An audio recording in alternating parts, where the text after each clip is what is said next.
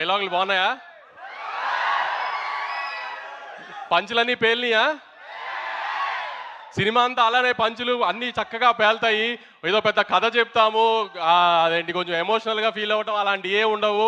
చిన్న సింపుల్ కథ కానీ 2 గంటలు నవ్విస్తూ ప్రతీదీ నవీన్ స్టైల్‌లో ఒక ఎటకారం పంచులేసుకుంటూనే ఉంటుంది సినిమా అంతా.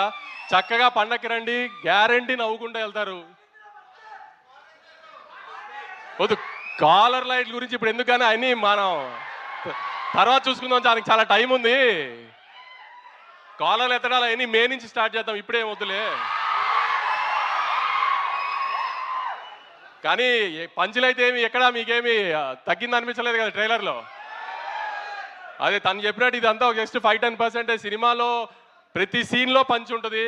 లాస్ట్ పావు గంట తప్పితే సినిమా అంతా నవ్వుతూనే ఉంటారు.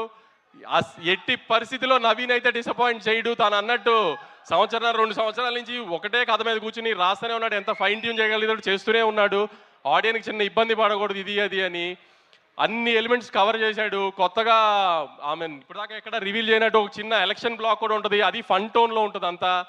సో అన్ని పండక్కి ఒక సినిమాలో పండగ సినిమాలో ఏమేమి కావాలనుకుంటారో గత ఇన్ని సంవత్సరాలుగా చూస్తున్నప్పుడు ఒక సోగ్గాడి చిన్న నుంచి కానీ ఒక అలవై కొండపురంలో కానీ ఒక సంక్రాంతి కోసంలో కానీ అలాంటి అన్ని ఎలిమెంట్స్ కలిపి ప్రాపర్గా ప్యాకేజ్ చేసాము. ఖచ్చితంగా మీరు డిసప్పాయింట్ అవ్వరు అనుకుంటున్నాను. అందరూ థియేటర్స్కి వచ్చి ఖచ్చితంగా సినిమా చూసి మనల్ని అందరినీ ఎక్కుతున్న వాళ్ళందరికీ సమాధానం చెప్తాం.